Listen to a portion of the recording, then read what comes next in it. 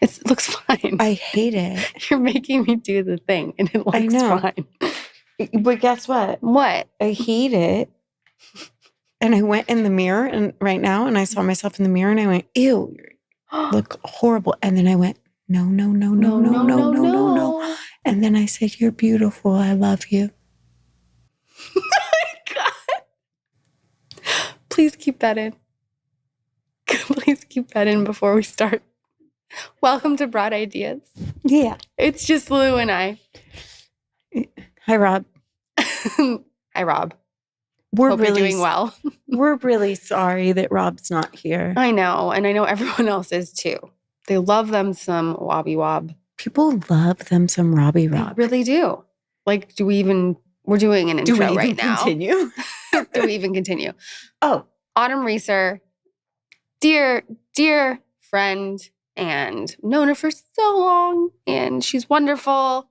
And she's here to talk with us today. And she talks about her movie that came out on Hallmark, Junebug. Anyway, it was a beautiful conversation, and let's just get to Autumn.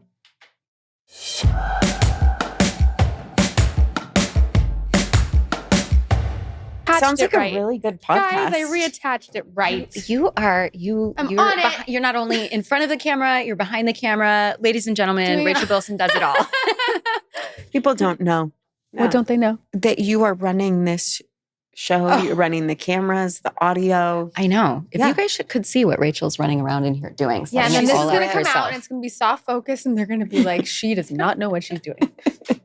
Which is also happens. I think you did a great job. It also happens. Do you guys want to know a little tidbit of information? Always. This is a confession. Uh-oh. A confession. I auditioned and went to producers on the part you played on the OC. Hey. So I was always super triggered by your face. I'd be like, it hurts. She got it. You went to producers? Terrible. Yes. For Taylor? And Josh did not. Yeah. Did I know? I must have known that. Have you forgiven me enough for us to do this podcast today? This is the important question. I asked myself that same question yesterday. It's good that you're asking. And it's good that we're getting this out of the way now. I love that we can talk about it 20 years later. Yeah. No, it hurt for a long time. Yeah. I would see you and I'd be like, I'm sorry. It's not. I've had those triggers. It's not your fault. It's life, right? But also because I think Taylor and Summer ended up being such good friends. And you guys are such good friends. That would have been so fun for you. Thanks. I'm sorry. But I feel like I have to name it, right? We have to name it. We have to put it out there. And I know what you mean because there are shows that I was like, oh, and I got so close on it. Yeah. And so there's so many years that like Jennifer Goodwin, I'm mad at you. And also you're amazing. And also you're amazing and you totally should have gotten that part. Okay. All right. Right. It's this weird. Yes. I don't know, but I understand that feeling for sure. But I will say that I remember going back and watching you and being like, she was the right person. You for the were part. Taylor Townsend, 100%. That's very generous. No one else Thank You you. really were. You really were. Well, thanks, Rachel. I tried. I'm sorry. I'm sorry. But she was Taylor. She was. No, I've healed it. You're safe. You're Clearly, safe. she's healed it. Can Clearly. you tell? God, I did ask it. myself that though, as I was like researching didn't even and tell looking. me. I was like, how do I feel? Like, am I past that? Is there still hurt there? I'm really glad that you just checked in. Yeah. And I was like, no, I feel really good about her. This feels complete. Good timing. Yeah.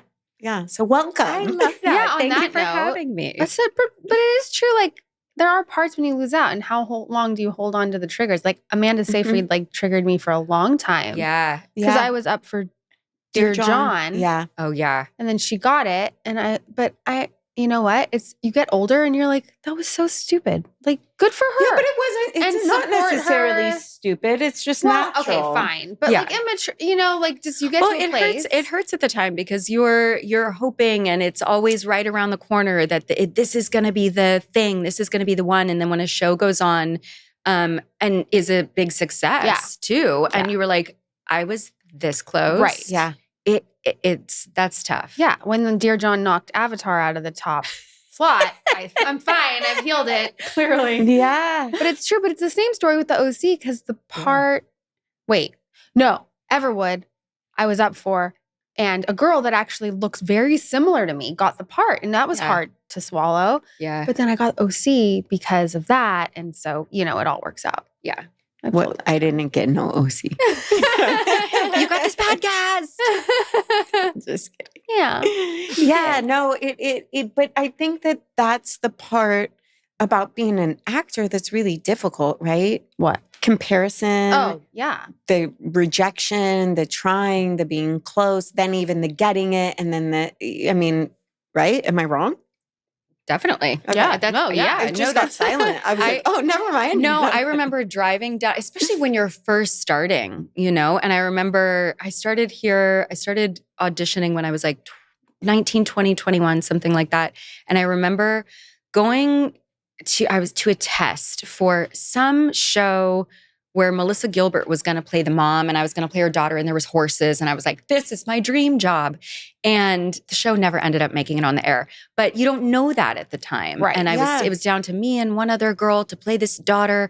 And I was driving on the 101 to get there and feeling really good about it. I felt really good about my audition. Then it got dark and I'm driving home on the 101 and the rain starts and I get a call from my manager saying, you didn't get it, honey. And I just go, I just was young and burst into tears just because it feels like there's never going to be another opportunity. Yeah. And this is the one. And then that happens enough and you realize you survive. Right. And so you put down the crying part and you just go, okay, on to the next one. Right. Yeah. It happens. What if to you everyone. never put down the crying part though? And every time. You can keep the That crying would be part. rough, right? It would be rough. That would be You rough. can keep it. You need to process however you need to process. You do, but there's so many Yeah. things you go through in life, right? And you think, oh, I can't survive this or I can't do this again. Yeah. But every time you get back up and you do it again. And no matter what happens, even if you wind up crying, sobbing in your car, you still just get back up again. Yeah. I love Right? the phrase, you are a match for your mountain.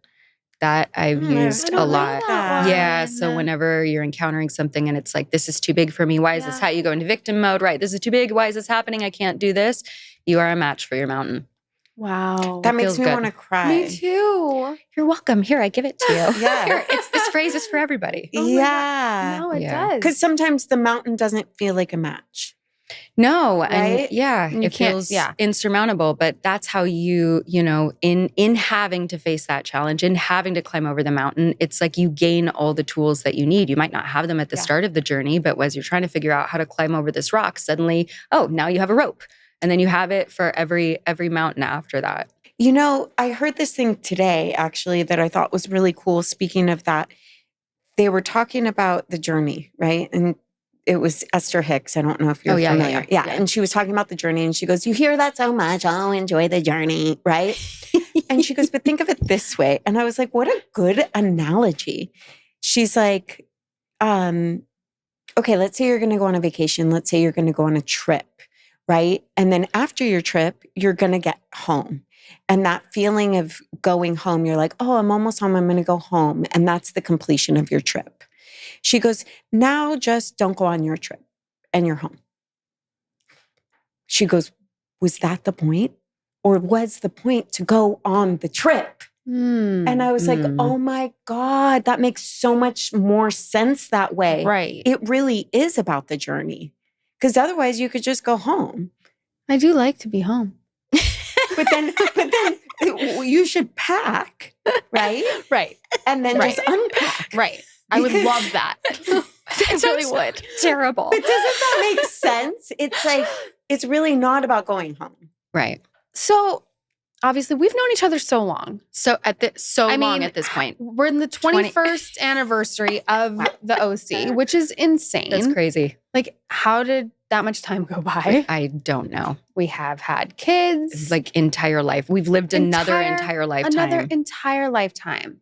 And before we started, you were saying, you were in your relationship for 13 years, right? 13 years, yeah. Because you were with him when we were on the show. Yeah. Oh, Yeah, we really? met in college. Yeah. Yeah. My ex-husband and I met in college and we started dating right after I turned 21, moved in together 6 months later.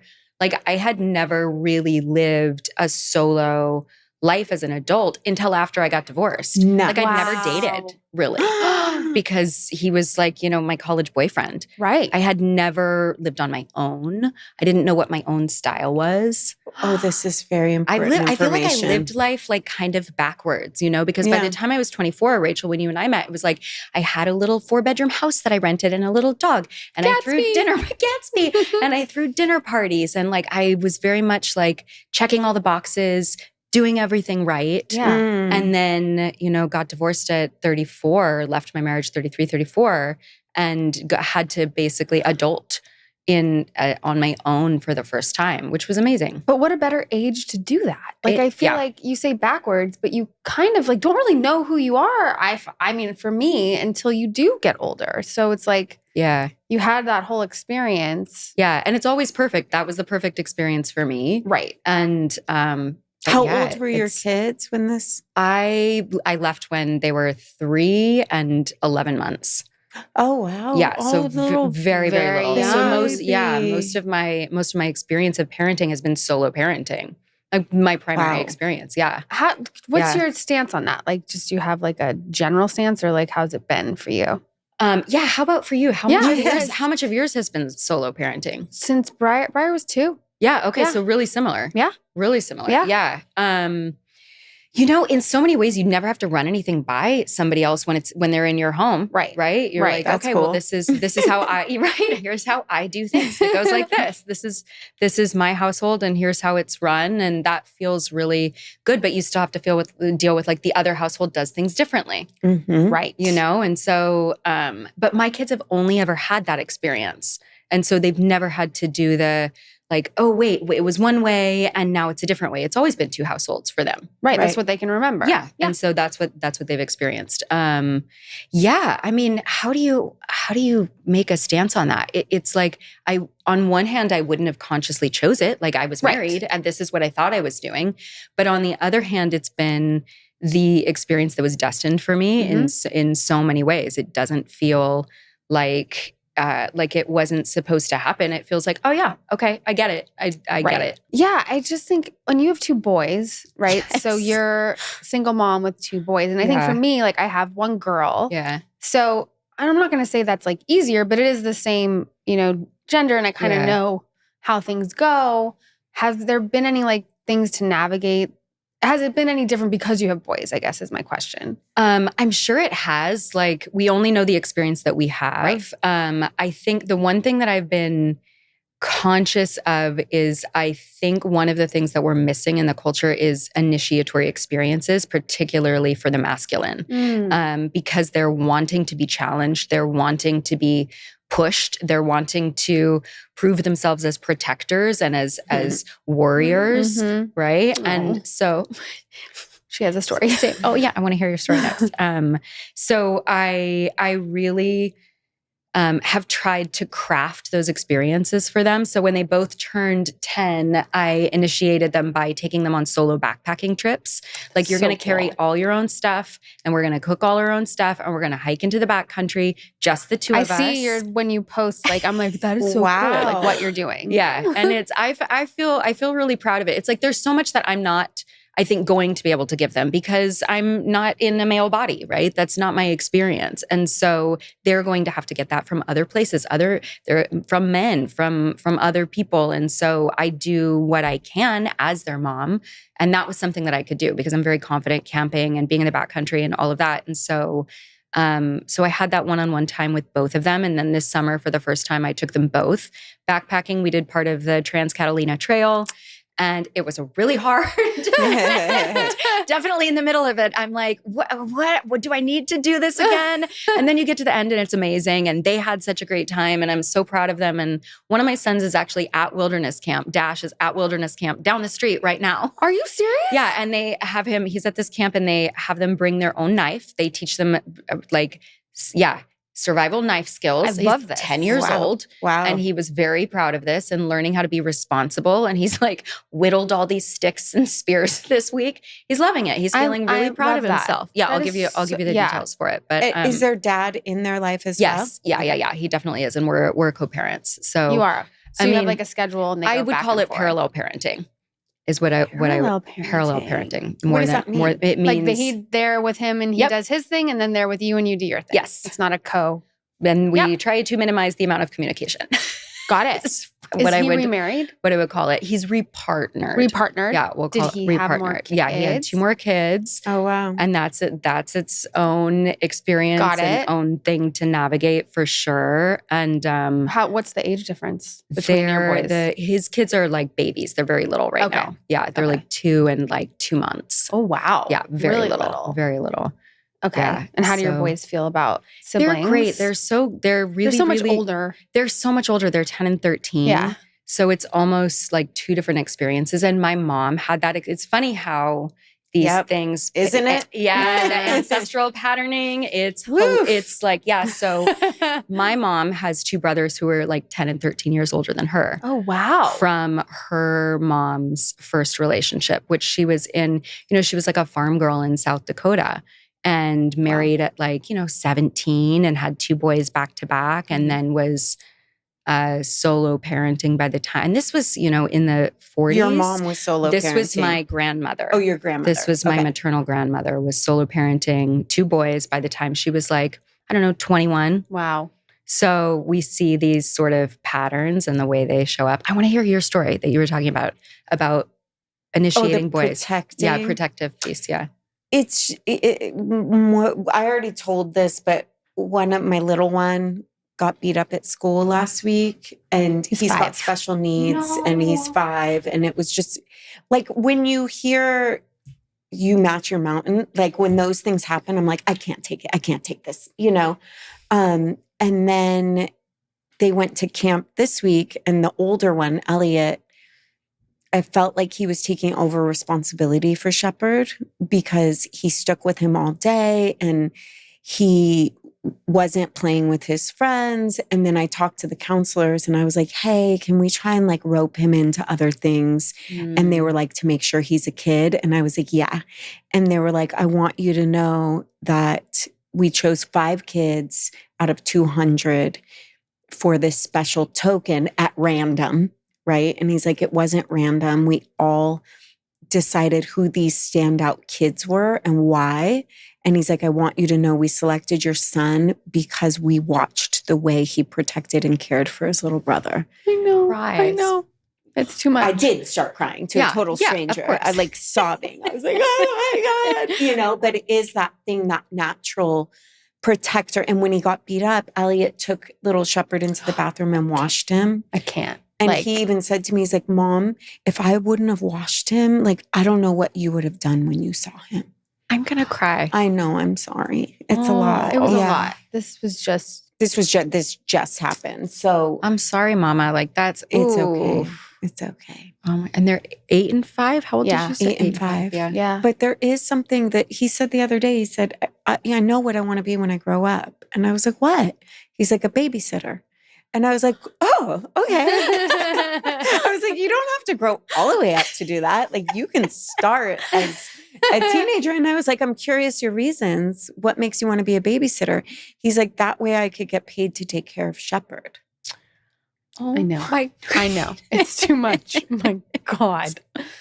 I know. It's too much. But when I hear that protect, like, I think it's a beautiful thing to nurture.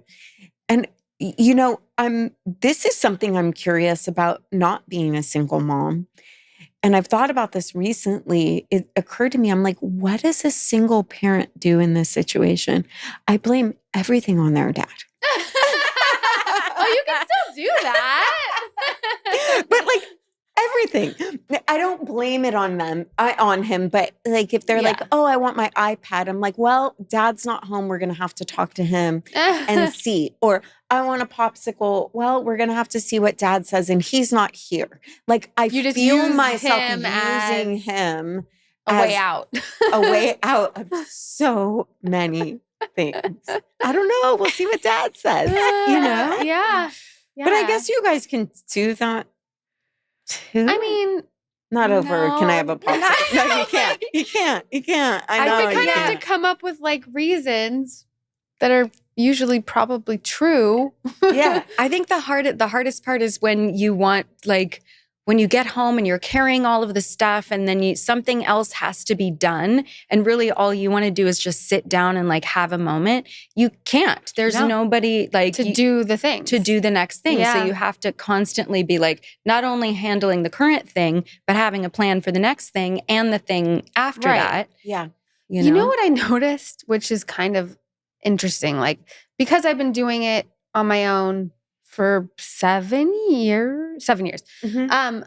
Before, like I've been known to like rely on someone else or a dude or whatever to like do the things, you know? And I'm like, I just do shit myself. Like I don't wait to carry my heavy ass suitcase upstairs or downstairs or put it in the car or do this. Like I just always automatically do all the things. And I was wondering if it's because I've just, you know, been on my own and doing it for so long or if it's in me naturally. I don't know. But I had that thought, you know? Well, no, I saw a TikTok the other day and it was really funny. It was like this woman going, oh my God, I don't know how to travel without my husband. Like he carries my ID. He knows the itinerary. He knows, like, you just don't have to think of certain things when you have a partner. Just like my husband doesn't have to think about coming home and making sure, you know, we have our different roles. Like he doesn't have to think of the things I do and I don't have to think of the things he does. Mm-hmm.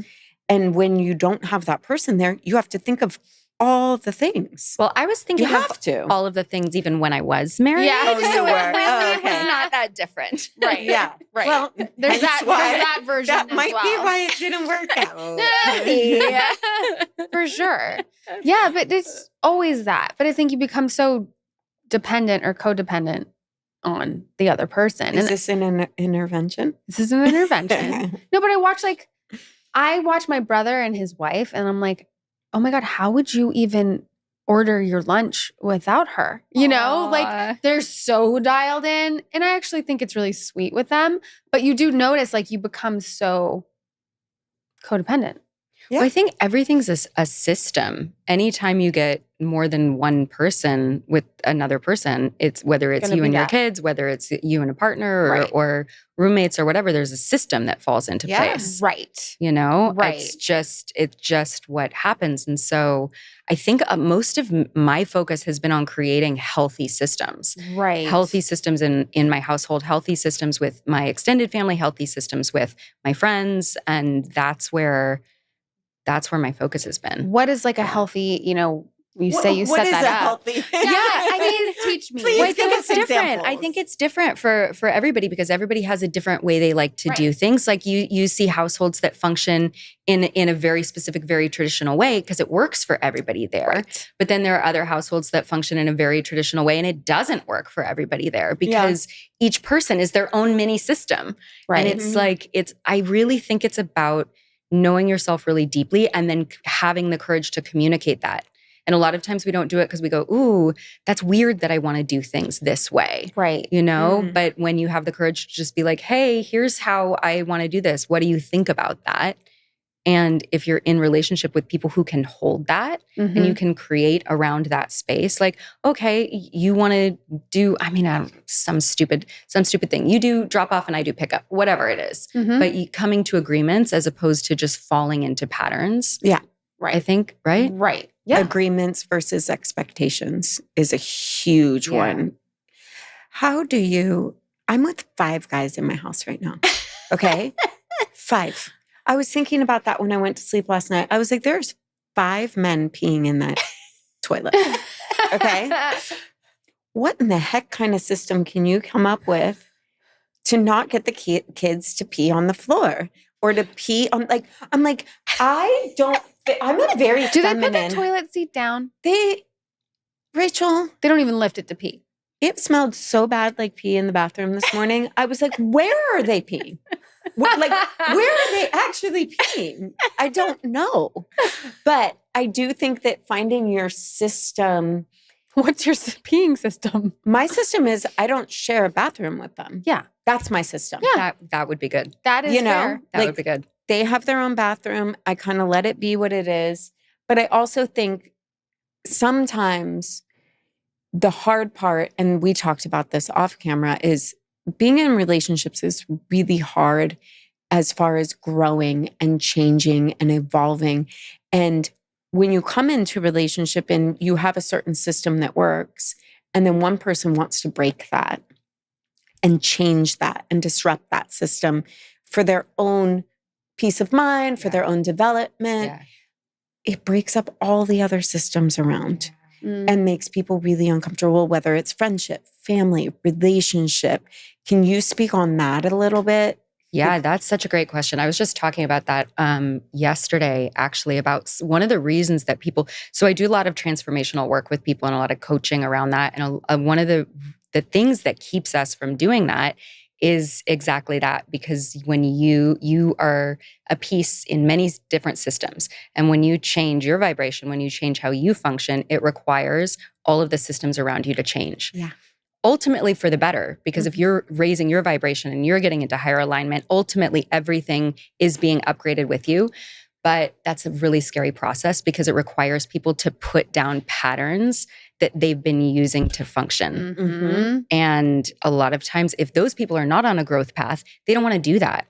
Right. And they might want to make Right. you wrong Oh, for yeah. doing that, right? Right. Like, Right. how dare you? How dare you? I like this. And it's like, yeah, because you're being complacent a lot of times. But also I've learned to have a lot of compassion for that, because the journey of transformation does require courage and bravery. And not everybody's ready for that. Just because you're ready for it, somebody else might be in a different part of their process. And Yeah, so having patience absolutely. and compassion, but also not, betraying yourself and going, oh, okay, I'll keep existing in a system that doesn't serve me, or a system that's abusive, or a system that doesn't allow me to be in a process of growth. Like, you can't do that either.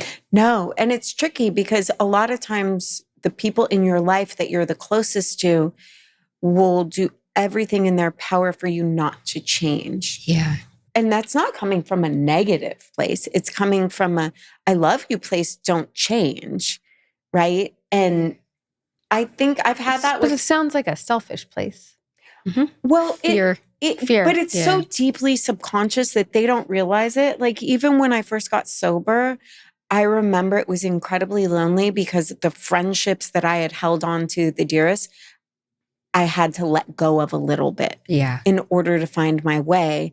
And I remember having to trust, like, if these people are my people, it's okay to, like, sever those ties for a moment. And it was never like I'm cutting these people out of my life.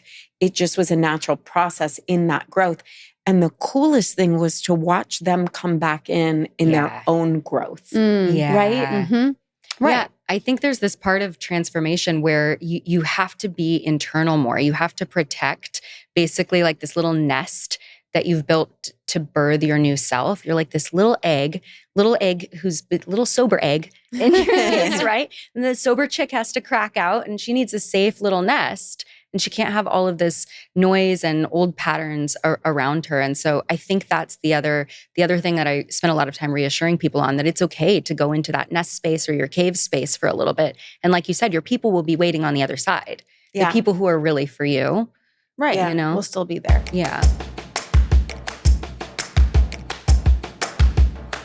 Support for Broad Ideas comes from Blissy. Who knew that a better pillowcase is all you need for better sleep? Let's talk about practicing self-care while you sleep. Set yourself up with better sleep with Blissy's award-winning 100% mulberry silk pillowcases. Seriously, silk is what's best for your hair and skin. It reduces frizz, tangles, and prevents breakage. That's because it keeps the moisture in your hair and keeps your skincare products and natural moisture on your skin, while cotton literally absorbs it off of your face. Say goodbye to wrinkles, dry, flaky, and red skin in the morning, and wake up with healthier and shinier hair. Blissy pillowcases are made of 100% mulberry silk, which is naturally hypoallergenic, so you can sleep more comfortably without itching or rashes. And unlike other silk pillowcases, these are of the highest quality silk and are machine washable and durable. I love waking up in the morning without a frizz fest on my head. Ever since I started sleeping on Blissy pillowcases, honestly, the frizz has been so manageable, pretty much non-existent.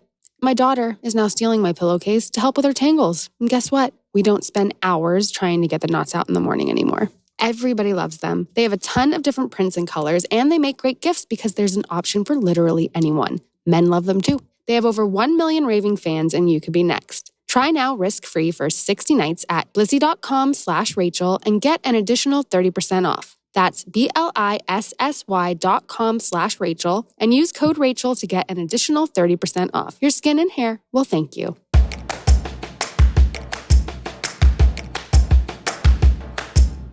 How did because like this journey, spiritual journey, whatever, how did it come about for you? Is it something that like you've always, Oh my gosh. because I'm trying, thinking back, like, I don't know. Yeah, it wasn't really part of my life when Right. we knew each other. Yeah, it's hard to figure out how to talk about because it's so big. But basically, I had an initial spiritual awakening experience at 33. That's the number. Yeah. I didn't know at the time Yeah. because I wasn't identifying as somebody spiritual. It was basically I turned 33 and within 3 months it was everything had changed. Gatsby was killed in front of me. What? Yeah.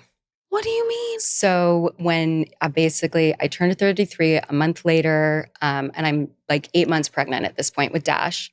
A coyote jumped over my backyard fence and killed him in front of me. No. He died in my arms. And so I know. I don't like coyotes. I'm sorry. But this can be, now I'm able to look at this and go, yeah, in many ways, this is an initiatory experience that I was going through, like death and birth. Yeah. And then a month after that, I gave birth to Dash alone, standing up in my bathroom. What? What do you mean? How? Yeah. Why? So I had a 20-minute birth with Dash. What? Yeah. Dash. That's his name. Perfect name. Oh my God. It's like they named themselves. But he was late. My due date was late. And so I was like, this is going to be this silly name for him. Like, okay, but that's what his name is. Okay. And then I basically woke up in the middle of the night, 2 days past my due date, and was waiting, laying in bed going, oh, okay, think I'm having contractions. Okay. And then finally got up and called the midwife. And then it was like, everything was full on. This is your first or second? My second. This was my second son, yeah. And basically it was like, and that's a longer story. My ex eventually got out of bed and was handling other things there, but it was just very, very quick. Everything was very quick. You were literally alone. Yeah. And so, yeah. So basically I'm standing up and I'm like, oh my God, I have to push. And I yank my clothes off and I have a contraction and his head comes out and I throw a towel down on the ground. One more contraction, I reach down and pull out my baby. Oh. Were you screaming for your ex at the time? I was not at that moment. No. You were just like, I got to handle this. You were just in go mode. I was just very, I was very much and like. You're telling me you couldn't find Advil at Vaughn's today? Apparently I don't need the Advil. Yeah, exactly. Yeah, but that was I've never shared that publicly, actually. You haven't?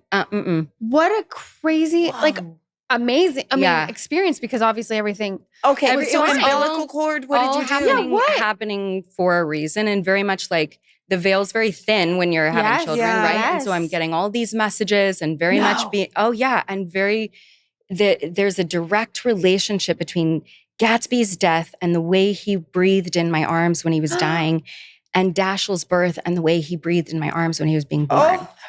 Like direct. Oh my God. And I'm aware of it. That's really making me cry. And I'm in between these two experiences. And this is so Spirit powerful. is saying, you can do it. You can do it on your own. You can do it. You can do it. You can do it. And I'm going, I don't like your message. I'm supposed to be in the birth tub and it's supposed to be perfect. I'm supposed to be orgasming while someone rubs my feet. Right. Yeah. Right. Oh my God. And instead I'm just looking at this like little squishy 8-pound, 8-ounce baby sitting alone with just the two of us and just going, all right, we got this. Oh my God. That is so intense. So intense. So intense. I can't. And so that for me was very much the beginning of my spiritual journey, because it was like, I was completely, all control was removed from me by the divine. And they were just saying, I was being held and just saying, surrender, surrender, surrender. Surrender. Surrender. So that was like God. the start of my 33rd year, all in the space of like 2 months. Wow. Yeah. And you can't really turn back from that. You can't go back to a previous version of yourself. I was reborn. I was born anew in that moment. And then it was many years of going like, what the fuck is happening? What the fuck is happening? Right. What's going on? Right. No, I was used to like navigating life through thinking I was in control. Mhm. Right. And that Mhm. was all absolutely blown up. Wow. And I just What had a to start gift. like, yeah, what a gift. Exactly. Exactly. Just had to start listening, trusting the guidance, listening to God, feeling held and surrendering to what the next piece was that I needed to do. And so by the time, and there was a lot. The marriage was already not healthy by that point. And so I spent the rest of the year basically like trying to get that piece on track and finally just going, this is so not happening. This is, and then having the courage to leave, which was the scariest thing I'd ever done, ever. And it was just you doing it. Like, I mean, that's a little massive. baby too. Tiny. yeah. They were so tiny. They were tiny. And You're saying the marriage. Is that what you're saying? I thought you were saying the marriage was another baby. No, I meant like her baby was only 11 months you meant old. what she thought you meant. No, I meant her baby. Yeah. I'm curious in that moment because it sounded clear to me you can do it alone. Yeah, Did you know at that I was point? hanging on for dear life, Yeah. trying to make the marriage work. I was like, This is the thing. Yeah, and- but I had in 2012 been on a show in Hawaii. And that, Hawaii is the veil is, yeah. And so there was a lot that was coming in at that point. And I was very much already going like, yeah, okay, this isn't healthy. And putting in a lot of work on my own to clean up my side of the street, right? To make myself as healthy as I could be, to be a clear communicator, to ask for what I wanted, to be really clear about what wasn't working. So I had already been on that journey by myself. So by the time I left, I was like, there is nothing else I could have done. Like That's great. Yeah. I can walk away knowing that I gave it my all, that I gave it everything that I could. And because it's a system of two people, right? And so one person cannot, like one person changes, everything else has to adjust. And if it doesn't, then the system's broken. Mm-hmm. Simple as that. Right. And so that was the beginning of my spiritual awakening. And then I've explored many, many different healing modalities, as I think Like you have what? too. Yeah. Yeah. I'd love I mean, to like, well, hear. yeah. Oh my gosh. Where do I even start? I literally don't know where to start. I went back during COVID. I went back to grad school for depth psychology and archetypes, transpersonal psychology. Oh, wow. Jungian psychology. I got very in. So Did you go to what's it to called? Pacifica. Yeah. When did you go? I went in COVID, so during 2021. Okay. I didn't finish because I was the systems of school and read this, now read this, now read this at this time. I was like, my inner rebel was like, I will not. I can't. Will not do it. So, but I got the whole reading list and I loved everything that I learned. I just didn't like the prescribed timeline. Right. It was very, very hard for me. And hard as a single parent too. Like just, obviously. Very different. Yeah. How do you do it? Yeah. I have a friend, Max Hoffman is going there. Really? Yeah. How funny. It's amazing. Amazing teachers. And I hear it's incredible. yeah, it was amazing. But you can study all of that. You can continue studying all of it. Yeah. All about, I just kind of like to be able to go, and go down the rabbit hole. You read one book and you get turned on to an idea from another author. And so you want to be able to go follow that. That's so But cool. a lot of different studies. I'm like, I went and studied with Dr. Clarissa Pinkola Estes. She's an amazing, she wrote Women Who Run with the Wolves. Oh, yes. Yeah. So I went out and studied at a workshop with her called Original Voice, basically about, bringing your creative voice forward. And also, she works very deeply with archetypes in the spiritual realms. So that was really powerful too. I need to read that book. It was recommended to me by someone I really adore and respect. And I was like, oh yes, I've got to read it. And then I bought a house and they left the books. And sitting right there was that? Women Who Run with Wolves. Come and I was like, on. oh my God, it's a sign. Yeah. So I brought it when we moved. I brought it with me. I still have it. Never read it. This might Oh, be your this is sign. your This is sign. it. This Yeah. might be your Yeah, sign. Yeah, it's really, absolutely. it's like life-changing, or it can be depending on where you're at. I'm curious about like what some of the modalities that you've tried and worked She's done them all. in. No, I'm Yeah. just kidding. No, I've tried. I went to USM. Do you know USM? No, I don't think so. It's University of Santa Monica. It's spiritual psychology. Yeah. I have a friend who has a degree from there. Oh, yeah. really? Yeah, she's an amazing spiritual psychologist. Yeah. I'm like, I wonder if I know her. I know. Jessica maybe. De Leon. No? She's amazing. Hi. I don't Shout know out to her. Jessica. So I did that, but my journey started when I was a kid. I would just kind of get curious. I remember I started going to church by myself, and my family was like, we don't go to church. And I'd be like, I do, and I went to like a Christian church, and then my grandma was Buddhist. So then I started studying that. And then I started studying all different, like church's self-realization. I've just always been super hungry for knowledge when it comes to anything other than this. Because I always kind of felt like there has to be more. Yeah. And so that started me on my journey. And then Rachel's mom actually is someone that got me clear on my journey because I was really struggling. And so I started going to her mom once a week, and she would read my tarot and counsel me. And she's the most incredible psychologist, counselor, guide, whatever you want to call it. And wait, that's amazing. I didn't know this about your mom. Yeah. oh, Yeah. she's No. next level. That's amazing. No, you'd fall in love with her. Sounds like it. Yeah. You walk into her home and you feel like you're being held by like something. It's her. It's her. It's her. It's her arms. It's her. That's so cool. Yeah. Yeah. Yeah. very So then, into all of that. she's into all of that. She's, she turned me on to Louise Hay and Esther Hicks and like I just went so deep into it that I've never come out. Wow. Yeah. Yeah, because for me, I mean, and in many ways, it's very similar to acting. Acting's exploring the human psyche Exactly. and the behaviors. Like, why is this character doing this? Why is this character saying this? And then you get to be with this character and go into her shadow realms and try and figure out why she shows up like this. It's the same thing Agreed. as doing psychological healing work, just expressed differently. Same. So I also coach a handful of people, and I've tried to explain this, and you're going to understand this.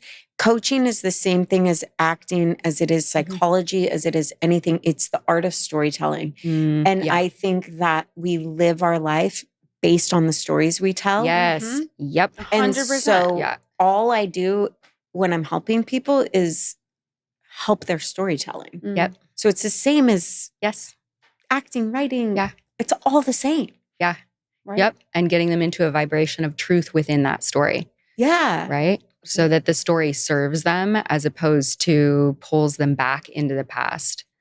Yeah. Yeah. I think it's amazing though, just having that, even the tool of like the stories you tell yourself and raising children and being able to explain to them whenever they're saying something negative or this happened. I'm like, no, this is a story that you're telling yourself. Yeah. That's not a true story. Yeah. So you can tell yourself, you know what I mean? And like having that, because as a kid, I didn't have that. Even my mom's spiritual and I had a lot of things, but just that one tool of the storytelling, it's something that you can actually grasp and understand. And I do it with Briar all the time. Yeah. I did it today, dropping off Elliot, because he's like, today's going to be worse than yesterday. I said, with that story, it is. Right. I was like, it absolutely will be. I said, but let's change the story. How about today's going to be even better than yesterday? And I was like, come on, give me a new story. And he was like laughing. He's like, it's going to be horrible. And he got what I meant. Yeah. Yeah. And I was like, if you speak that into existence, boy, it'll come true. Yeah. If you say so. Yeah. It's great to just say that. If you say so, today's going to be terrible. If you say so. Yeah. I don't know what to tell you. You know what's nuts? And I just talked about this yesterday, which I think it's so simple, but human beings, we have so much faith in the negative as a human being, right? If I were to tell you, okay, I want you to take a few actions a day in different areas of your life. I want you to go in and just kind of fuck work up a little bit. I would like you to just like pick little fights, maybe start making some really shitty choices on what you're going to eat, like things that are really bad for you. Yeah. You'd be like, no, that's going to have a negative effect. But if I tell you, I'd like you to just try meditating for 15 days, maybe make a little positive affirmation, take a step in this direction. The human experience is to fight that and be like, it's not going to work. What the hell? But you're certain, 100% certainty, if I tell you to make these negative choices, that they're going to have a negative consequence, you're all in on it within 30 seconds. Wow. But if we do it in the positive, it's so much harder to get people on board with that. Yeah. Isn't that nuts? It is. We have so these true. self-protective parts that pop up, right? It's part of us protecting ourselves from that change. Yeah. you Yeah. know? Absolutely. So I am now challenging everyone, like, to be like, of course it's going to work. Just like it would in the negative. Yeah. Of course the positive steps are going to amount to something, right? Yeah. But it's so hard to do because like you'll even do it with yourself. Like you'll get stuck in the Of course. You know? That's why I'm My saying. mom does too. She'll like say everything and it makes total you're like, yes, absolutely. But then she'll do the opposite with herself. Because it's the human condition. But Yeah. that's why you are what you eat. Yeah. That's why you need people around you that are there to remind you when you forget and you to remind them when they forget. Right. I think I need people around me to feed me. Yeah. It's so much work sometimes. Right. But I think you It do need is. people around you to feed you. You can't do all the feeding. No. But can we talk about this is a little bit of a segue and more literal. What Instagram has done to me is like I can't eat any of the food I normally buy. Oh, I good. can't drink out of any of the containers you No, have you drunk shouldn't. out of your whole life.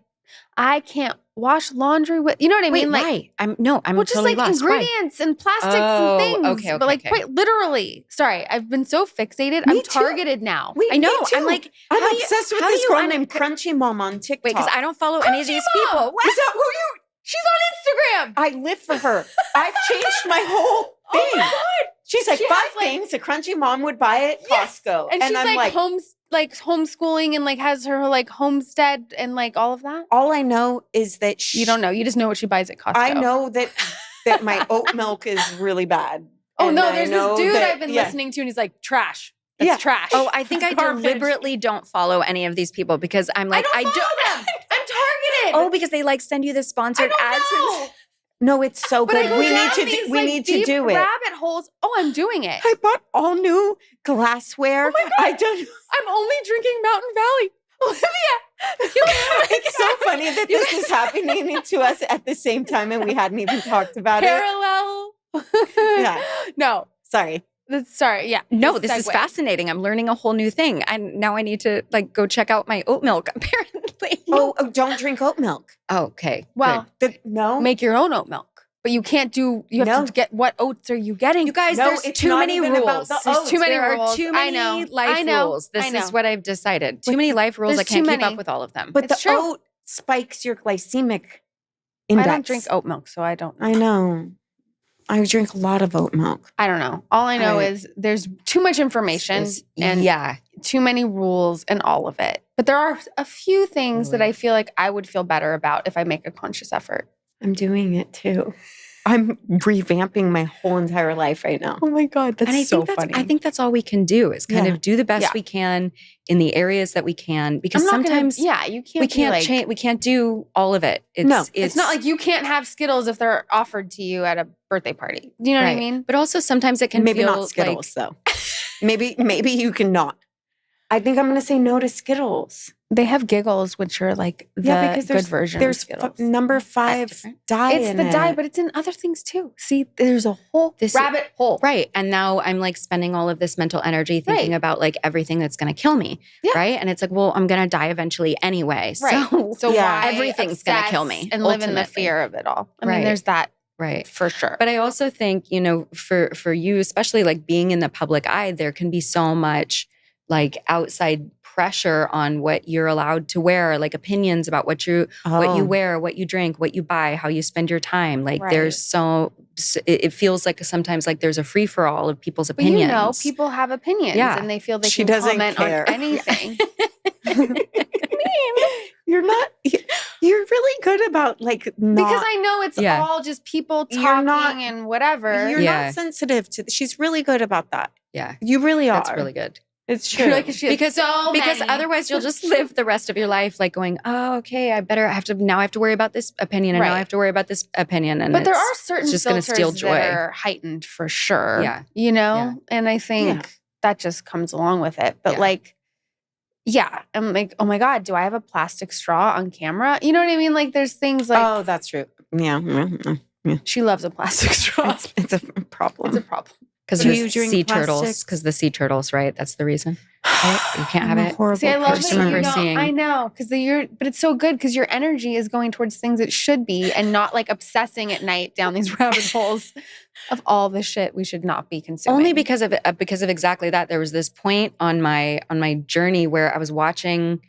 I was in the middle of like one of the most spiritual aspects of my journey in like 2020, the beginning of 2020, and I was watching the news, and I was literally like almost seeing the vibration of the news in the air and going, this is toxic. It's literally, if we're talking about things that are toxic, that's toxic. Yeah. It's literally intending to spread fear into this room. That's all it is. Yeah. That's the other thing. And even the feed on Instagram, like every story is like, this person died in a freak accident, tragedy, disease, That's all the like headline stories are. What? They're targeting you. They're picking on you because I don't get any of that. No, but any news, like any of the main feed, it's like even like TMZ or something like that. Like it'll be some crazy tragic thing that has happened that like, why is that the only like feed and like all the headlines are these fear-based things? I took a break from the news. I don't watch the news because I took of what like you're a saying. really I'm with long you on that. break. Yeah. But then I started to feel like I didn't know what was going on. Yeah, and that's tough. That's a tough place to be because we have important decisions to make, right? As voters but to know enough. I mean, I feel like if you know the basics of what's going on, like in the world, in your country, and like whatever. I think mostly it's about just staying in the driver's seat of your own consciousness, your own attention, because there are times where it's like, it's important to be a witness to what's going on.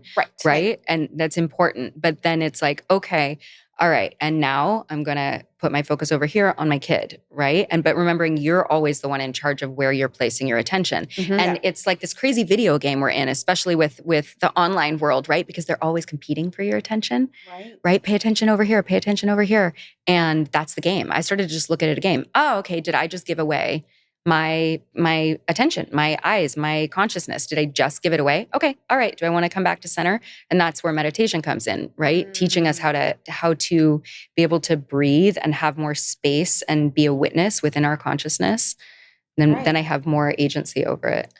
Well, because the way you're explaining it is very accurate as far as you're basically giving your dollar to ads. Yeah. Right? You're buying in on it at the most expensive rate you possibly can, which is your time. Beautiful. There's nothing more valuable than your time. And you're buying in on something that doesn't necessarily align with you at all. Yeah. Right? It's kind of wild when you think, I feel like that even if I look at Instagram, I'm like, why did I just put my assets into something that I didn't come out any better for it. I didn't learn anything. Yeah. I felt a little crappy being like, why are they in the south of France? You know? And I've never even like tried to go to the south of France. Yeah. But that's it's an amazing teacher. Just like I think like the best place to practice compassion is in a car, because we all want to be like, how dare that person cut me off, blah, blah. It's an amazing teacher. The car is like an amazing classroom for practicing compassion and practicing not giving yourself over to your emotions. Instagram and online and everything online is basically a great place to practice staying in your center and staying in what you want to consume. basically being in control of that. So if you're having negative experiences, okay, well, what is this bringing up in me? Why am I choosing to have this experience? Yeah. Right? You have this amazing button that says unfollow. I love it. Like when people tell me, they're like, I don't like the content you're posting. You're in charge. There's an Right. You're like, unfollow you button. don't You have are in to- charge. Yeah, I know. It's so true. Yeah. And I'll have like the craziest, most outlandish or negative like comments or whatever. And I'm like, why are you even here? Right. It literally would have taken them so much less time to just go unfollow than it is to like write 8 sentences my about what you're God. doing wrong. Oh my God. I figured out where those people should go. I did. I figured it out. Where? To WrestleMania. Because I went to a wrestling match and these people in the audience were so passionately screaming. Wait, you went to hold on, back up. You went to a wrestling match. How did you find this? Where? We I had need more. We had an incredible female wrestler on the podcast that we fell in love with. She's outstanding, Soraya, and she invited us. So I was like, I'm going to go. I'm going to bring the kids. And we there went. was a reason. And She doesn't just go. I don't just go, but now I might. But they basically, the whole audience are trolling these people, right? They're like, you wear leather, you suck. Like everybody's screaming the most outlandish stuff, but it's in good fun, okay? They're getting something out. I was like, these people are getting something out that needs to be expressed. Yeah, right. That's really negative. But they're doing it in a forum where people signed up for it and are having a blast. And I was like, They're you know using what? it. They're using that energy towards something. I was like, that's where all the trolls should go. And they should. Oh my God. I'm not kidding. It would be So a today healthy we'll release. be giving away 100 tickets to next week's WrestleMania. Yeah. They could yell anything they want. It's welcomed. It's welcomed. That's amazing. That is amazing. It's fantastic. And I think it would be a very healthy way for them to get that out. Yeah. And have a blast. You have it figured out. Yeah, it's a very good I'm actually prescription. being serious. It's I felt actually it in that moment. I was like, this pretty is a good. really good way to channel what needs to be expressed in Yeah. these people in a really positive way where But they I just get love to that that's where say, your brain went. Like you were there and you were like, this is the perfect Is place. the answer. Only you, by the way. But it's so good. But think about it, it goes back to the gladiator days. Yeah. The There we go. humans Energy has want to move, right? Yes. And right. there's a lot of stuck energy in the world right A now. lot. Right. It's people are scared and there's a lot of energy that needs somewhere to go. It needs somewhere It to needs go. somewhere to go. And that's a very healthy place to put it. Thank you. I feel She has seen. the answer. But I loved what you were saying before, and it reminded me of my mom when you were like in the car. Like that's your perfect class, you know, because she's really big on surrendering, right? Yeah. And the whole thing. And it definitely has influenced me, but I have my moments. But I just love putting it that way and also literally putting it that way when you are in your car and you want to yell at the person. The car is like an amazing classroom, not just for the other people who are out there, but it's also just a good place to like, I don't know, I just have imaginary conversations in my car, moving energy, right? Like, okay, let me get down to the bottom, trying to figure out why I'm mad about something or why I'm upset about something. I think so the car, healthy. you just like Yeah. imagine Hard time. conversations in the car. Yeah. You're like, if you ever see Autumn driving next to you and she's talking and there's no Chatting one in to it and it's herself. not on the phone. That's what's happening. No, one time I was doing it in the car with my kids in the car and Dash was like, are you practicing your lines? And I was like, yes. Yes, I I am. am practicing my lines. That's great. I have that great excuse as an actor. Right. It's if you see you're me talking to myself, I'm practicing my lines. That's what it is. That's so what it funny is. because I remember when I first met Adam Brody, he was like at a party and he was talking to himself, and I was like, that's weird. Like he's talking to himself. And then I went up and I like asked him something. He's like, I'm trying to remember my lines or something. And I was like, oh, he's not talking to himself. He was actually doing his lines, but like at a party? Maybe it wasn't a party. Maybe it was like at someone's house or something. But still. But maybe He was doing that thing where he was like, I need to be back. Yeah. I was like laughing when he said it because I can picture him just like talking to himself a lot. Maybe he was doing the car thing. Maybe he was having imaginary conversations with you, Rachel. Maybe. Like, just trying to Always just like, I cannot get through to her. I remember I liked it when I had kids because I was like, oh, now I can talk to myself out loud and not look like a crazy person, like going through Target and being like, do I need this? And I'm like, it just looks like I'm talking to my kids. Do you do that? Yeah, I talk to myself, but I've never had a thought that like, or cared if someone saw me doing it. Does that make sense? Oh, that's interesting. Like you were like, oh, now I have kids, so I don't look like I'm just talking to most myself. people feel a little embarrassed when they're caught talking to themselves. Yeah. Why is that? I will call myself out. Like if I'm doing that in an aisle and someone walks by, I'm like, I'm sorry. You know what I mean? Like I'll just like call it out, but I don't care. Oh my Yeah. gosh, Rachel, I used to shop at the every now and then I would shop at the Whole Foods in West Hollywood. Yeah. And there was a checkout guy there who every time I was there thought I was you. And so literally every time he'd go, "Hey Rachel, nice to see you again." Every single time. Are you serious? I'm dead serious. I just remembered this. I'm like, I have to tell you this right now. I never corrected him. I just said, thank you. Oh Thank my you. I just said, see you too. So I don't know if you used to live around there or what, or if he just Whole got Foods in West everybody on the Hollywood? show mixed up. But I'm it was trying to think. hilarious to me. Where is it? Which one is that?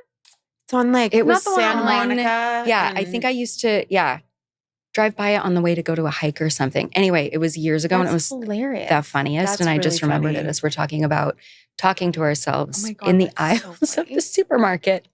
It was like, It's hey, like, Rachel. You were somebody from that show. Must be Yeah, this it one. must be that one. That'll But work. do people still like comment or like recognize you from the OC? Yeah, I mean, mostly it's from Hallmark because I do a lot of work I know. for Hallmark which right now. is Mm. amazing. Which we is can so, talk about which that. is so Yeah. lovely. Yeah. But yeah, it's all different things. And it's funny though, I showed it to my kids before I was coming on the OC show to talk to Yeah. you about it. And I'd never showed it to them before. And we're so much younger. And my kids were like, which one is you? And I was You're like, really? I was like, bet. Are you the guy at Whole Foods? Yeah, we were lacking in diversity, so understandable. But yeah, it was really funny. No Oh, way. that's so funny. I wonder like when I'll show Briar and not the OC's, the storylines, Yeah, like, yeah, you know, that'll yeah. be A little. later. Yeah. But that's so funny and so interesting. But I yeah, showed Elliot Your Heart of Dixie. like an episode? Yeah. That's But more, that's he mild. loved it. There was an alligator. He was Burt, that's You Burt know? Reynolds. Burt Elliot Reynolds. asked me if you could so cute. He asked if you could call his favorite YouTuber to get him to meet him for his birthday. Well, I did help gonna him have meet to. God. So You did, but you're going to have to help him meet Fulton. okay. Okay? Yeah, the Another thing. YouTubers are the You're gonna most have to famous do that right now. for Elliot. Anyway, so I love a Hallmark movie. I do too. It's so comforting. It's so comforting. You can put them on, and nothing is going to be inappropriate for children Anyone. or your grandmother. Anyone. It's like people go I home. like it. They I put them love on. It gives that. you something to focus on. And really, I think there's been a lot of really beautiful things about working for the network. One, they're so supportive of me as a single mom and So everything nice. that I need You in order produce to them spend too, them. don't you? Yeah, and I Yeah. started producing a couple years ago. I have one coming out August 3rd called Amazing. Junebug, and I executive produced it and developed it So for the last awesome. 5 years. And finally, like, you know, we got it off the ground and last year. And Summer Israel Johnson is the writer, and I'm just really proud of the story. I'm really proud of the story. It's basically about inner child healing. Hey now. trying to sneak in sort of psychological work into these, but ultimately it's like that. They're all stories of transformation. They're all stories of coming back home to yourself, expressed through romance. You know, Right. and they're really beautiful. And so this one is about a girl who's Juniper. She's basically been compromising everywhere in her life. Like her life is fine. right. Her boyfriend's fine, her job's fine, everything's fine. And she's about to turn 40, and suddenly her 8-year-old self appears and basically tells her everything that's wrong with her life. Oh, wow. Says if your younger self came into your life right now and said, "What's going on? Wow. You're not living up to my dreams." Oh my God, I love this. Yeah. I love it too. I'm really excited for people to see it. Oh my God. And it's funny and it's quirky, and yeah, I just had a really good time making it.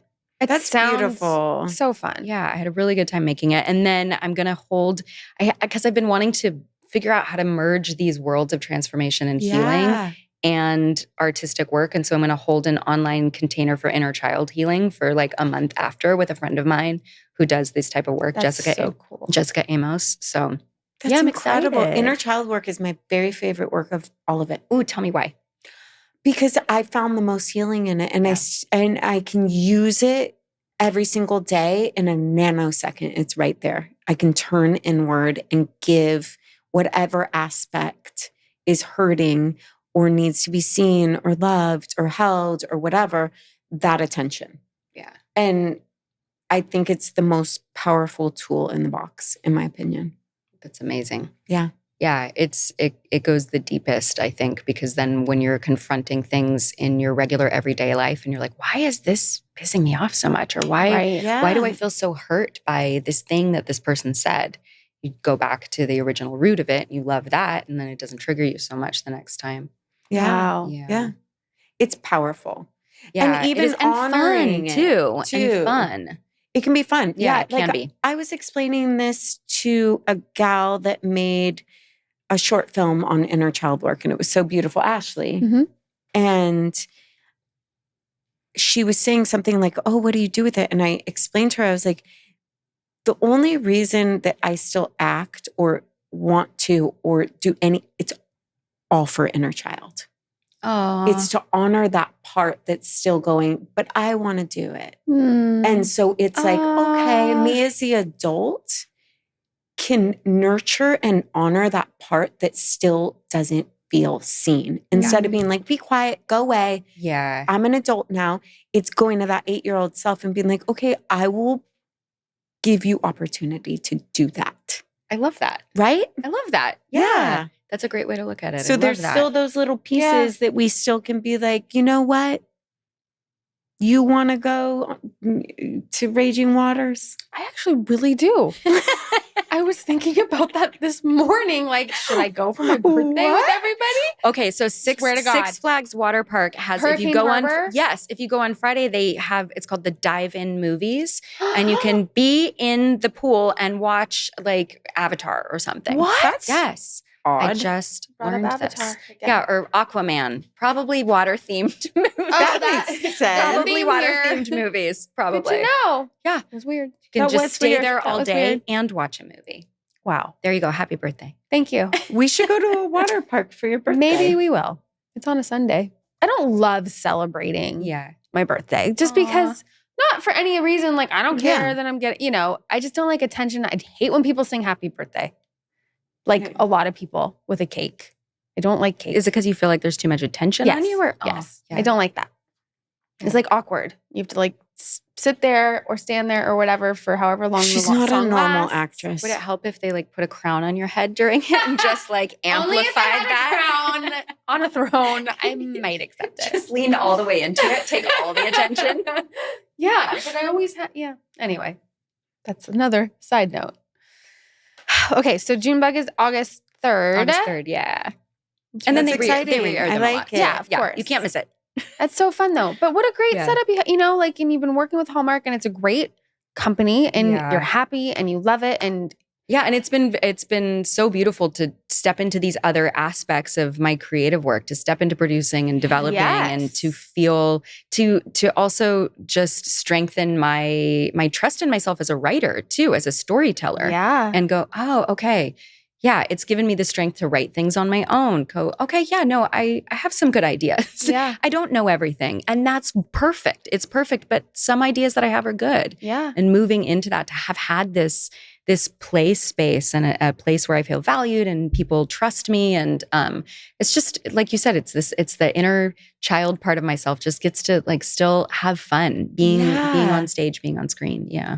I think it's really cool. And I think it's a testament to the work you're doing, because if you think of it, it sounds like alignment, right? Yeah. Because you've done all this work and it feels like a good feeling, a good vibration, a good frequency. Yeah. So it's no coincidence that you're working with people that are asking you, what do you think? What do you want to incorporate? Yeah. And you're doing projects that actually make other people feel good. Yeah. You're not like yeah. doing it in some weird dark form Right. of television, which I happen to love. Yeah. But Yeah. imagine living in that every day probably wouldn't be the same alignment as Right.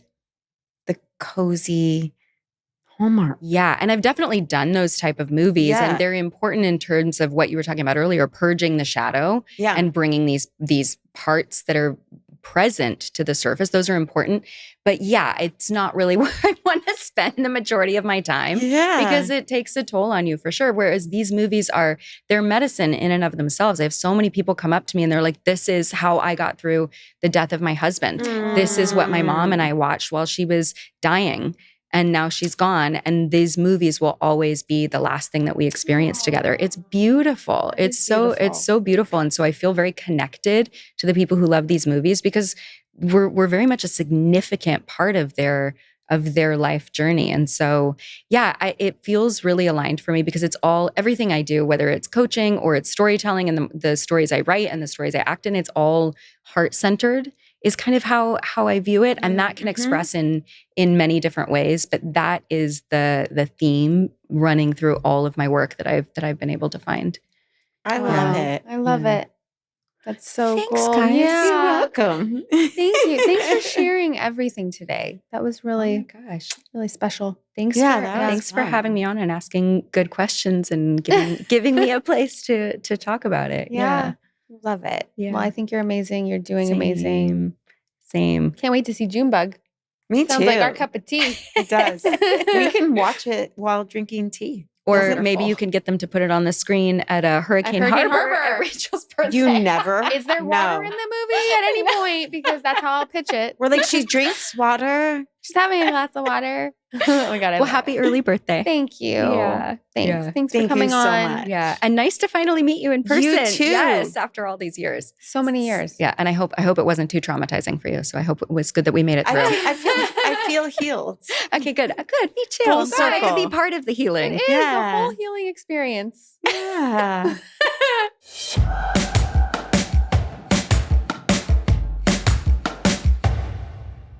Hi, Olivia. Don't do the thing where you don't talk. We talk so much. Now it's just you and I without Rob. What are we going to talk What are about? we going to talk about? I mean, there's so much to talk about. That we can't say on mic. Not a word of it on the mic. So in our intro, Olivia was talking about how she was talking to herself in the mirror. Yeah. That's a big thing. Yeah. Do you ever do that? No. Never. No. Ever. Talk to myself in the miror? Yeah. I'll do the thing where I'm like, ugh, Yeah. negative, like, yes. Millie. It's never like, great. You look great. I'll never forget this one. What? This makes me sad. Oh, no. It's really sad. I had this friend named Alex. Do you remember Alex? Which Alex? She was friends with Veronique and she worked at Yellow and she had like really pretty eyes and she was like very like Sounds familiar. punk and goth. And Okay. one night we were out, she died. She died. Yeah. Like recently? No, it's been years. Oh. It's been years. But I'll never forget. This went know. so far off from where I thought it was going to go. So that was the story. We're so fucked up. I know. I'll never forget. We were out one night and we were in the bathroom and she goes in front of me in the mirror and she looks in the mirror and she goes, fucking Angelina Jolie beautiful. And I was like, yes. She looked at herself in the mirror and was like, I thought she was saying it to you. no. And you were like, yes. no. She was saying it to herself. I love that. She looked in the mirror and went, fucking Angelina Jolie beautiful. I love that. And I was like, wow, that's amazing. And I think of that often. Like sometimes I'll Yeah. look in the mirror and I'll go, fucking Angelina Jolie beautiful. Do we know anyone else like that? Yes. Here's the thing. I've had to learn to talk to myself in the mirror. Right. It's like the most uncomfortable thing. But I used to be really mean to myself Mm-hmm. a very large portion of the time. Mm-hmm. And that wasn't good for me. So then I had to start doing like positive affirmations in the mirror. I had to start looking in my own eyes and being like, I love you. Aww. You're beautiful. Because why is it so And beautiful doesn't mean aesthetic. It's like you can be so mean to yourself. And I remember always being like, I'm fat. And like looking back, it's like I was not fat. No. At all. No. But my brain would say I was. Right. So then I had to start saying, I love my beautiful body. And I would hold it and touch it and be like, I love my beautiful body. I love your beautiful body. So you've never had to do anything like that? No. I have had like therapists tell me to put like a little picture up as a little girl and like love the little girl. Did you do it? No. I should do that. You have one. Of me? The one with you and your mom. I don't have it like visible. Like she means like on your bathroom mirror, like you see every day. Yeah, you know? I make clients do that. Yeah, that's a good exercise. You know, it was really cool. When we were at USM, there was 200 people in one room. Mm-hmm.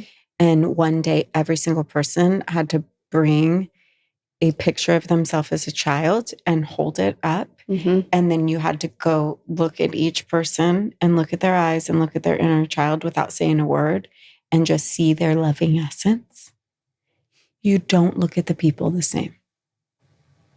I totally get that. You're like, oh, that dude. I totally get that. Little baby.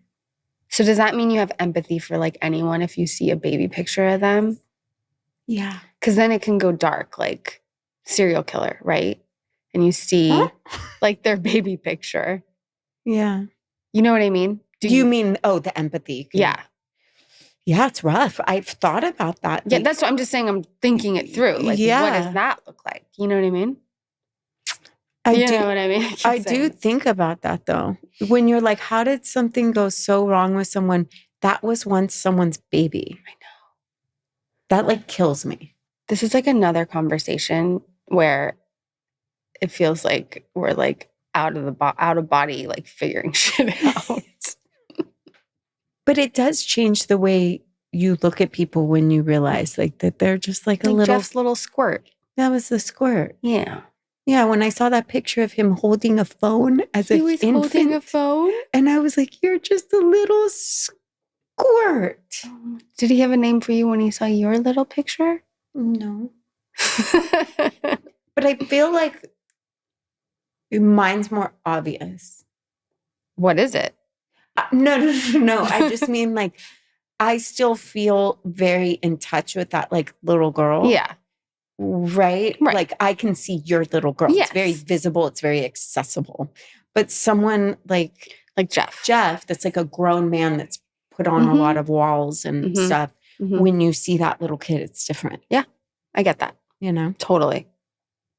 See, now I want to do the game of like people who you don't see their inner like child right away. Don't see their squirt. This is very actually therapeutic? No. Poignant after Autumn's conversation. Yeah. You know? No. I don't know what you mean. She talked about all inner child work and like how the movie was like that. Yes. Got it. I was like, wait, what part? The OC? But also there's different parts of us from all the different ages. I don't want to go near 13-year-old me. I don't want to go near a 13-year-old you. Me? I thought you were going to say you. I thought about that the other day, actually. What? Just the fact that you were so hard on your mom. And so far in this life, Briar's been really easy. Mm-hmm. And I was like, I pray to God that it stays that way. That she serves her. No, just kidding. I was like, I pray she doesn't have to go through that stage. You know? She's a different person than you. Yeah. Yeah. Like she is not me. Like she's me in a lot of ways, but she's not that side. She's not that side. Why do you think that was? Because I was harsh on we were both hard on our moms. We were both really hard on our moms, but we had single moms. Yeah. What's up with that? They deserved more empathy and compassion. All of it. And it's always kind of confusing to me because I would never take anything out on my dad, even though if you look at it on paper, you would think you take it out on my dad, you know? Same. Right. But we both did the same thing. There's a lot to, I think. To that. Yes. Yeah, you couldn't say a bad word about my dad. Right. But about my mom, I'd be like, meh. I'm like, I could still say a bad word about But, you know, yeah. I wasn't hard on my dad at all. I wasn't hard on my dad. Like, I mean, like, you know, but not the way. It's because they were our safe space, though. And we could do anything and say anything to our mothers. Yeah. I just wondered, like, why did we feel the need to? And how do we get our kids to, like, not have that need? To be mean to us? Yeah. Because we were dicks. I think it's very common, though, for kids to take out most things if they have, like, a very, you know, prominent maternal figure in their life. That it is aimed towards that. I think is probably a general thing, you know? I'll still, like, I catch myself and I try so hard. I'm the same. But I'll call my mom and, like, they'll ask a question and you'll be like, oh, like you're the most irritable with your mother. yes. I know. Why is that? And they're the best. And we love them more than anything. And my mom is like an angel from heaven and does so much for everybody. She's my best friend. But like, why do we do that? I don't know. I don't know. I hope a lot of people listening aren't like, you guys are just assholes. No, because we're not. We try. No, we're so and good we've to grown our moms leaps and bounds. Of course. We're just. And then we're also very protective at the same time. Oh, 100%. Like we could be like that, but if anyone even remotely mistreats in any single way. No. Nope. It's weird. I thought about that with my dad recently because my sister was really hard on my dad. Mm. And she's like, you never were. Like you never got upset with him. I wonder if it's because you were younger. But I got upset with my mom. I know. Yeah. Isn't that strange? Yeah. It's really interesting.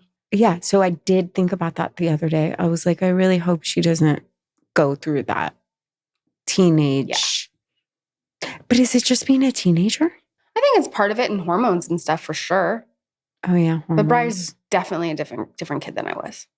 Like 100%. You know? Yeah. Yeah.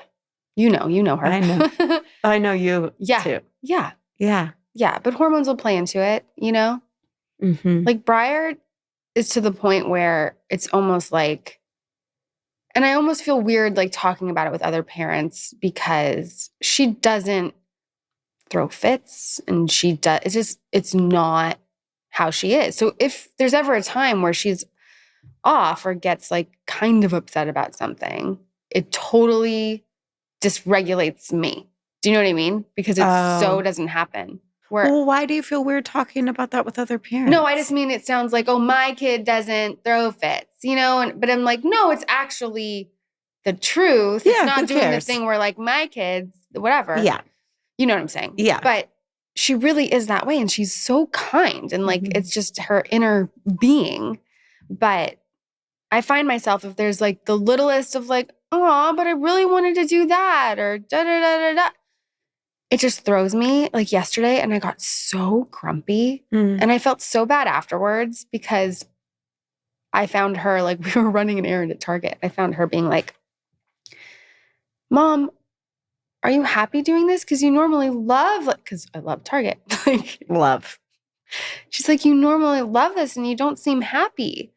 And like inside, because I was tired and I was crunchy because I was like, you know, long day. It was like 5:30 and we hadn't had dinner yet and whatever. And I just told her, I was like, oh, honey, no, I love this. I love doing this with you. I'm tired. Yeah. And it was true. But like, I thought back like this morning and I wanted to like apologize to her because I felt bad. I was a little crunchy. I know. It's normal. I know that. So normal. I know. But I could just see her being like, why?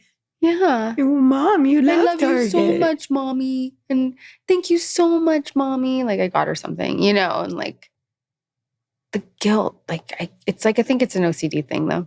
I wonder if it's different with girls. Because I don't have that. Yeah. I really don't. Yeah. I'm just like, you're fine. Right. And my kids throw fits all the time. And it's like just background noise. Yeah. I'm just like, yeah, you just throw a fit because I said no. Right. Like, I say no a lot. And so Right. they throw fits. And I'm just like, that's fine. Mm-hmm. You can throw a fit. Like, that's normal. Yeah. It's not going to change my behavior. And I don't feel guilty about it either. Right. But I wonder if I would feel different if it was a girl. That's interesting. I wonder. Do you get what I mean? Yeah, I do. Because there's almost like this, like, It's just different. so different. Yeah. It's so, there's not like massaging of feelings. Right. There's no like, let me make sure you're okay with this information. Right. There's none of that. I think some girls are like that too. What do you mean? Like where you can just talk Want them. whatever and Yeah. they're fine, you know? I have a very sensitive child, Yeah. you know? I mean, just getting through homework. I don't want to think about homework. We're not there fits yet.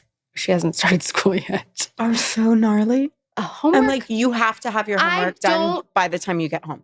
Oh yeah, do it at school so much Yeah. better. I do not think kids should have homework.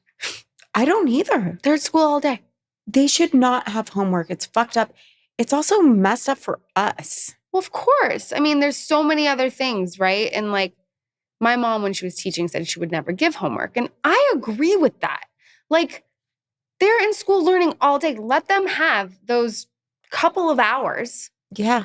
you know, of like free time to unwind and decompress and whatever.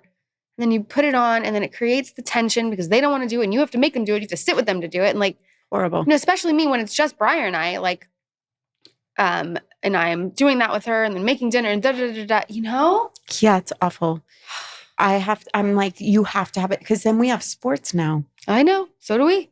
4 days, 5 days a week. Yeah, no, that's crazy. You know what's crazy? What? I sat down next to a mom the other day at sports and she's like, I know you. Like, you're so familiar. Where do I know you from? And I was like, I don't know. And she's like, did you work at Macy's for like a week? I was like, when I was 16 years old.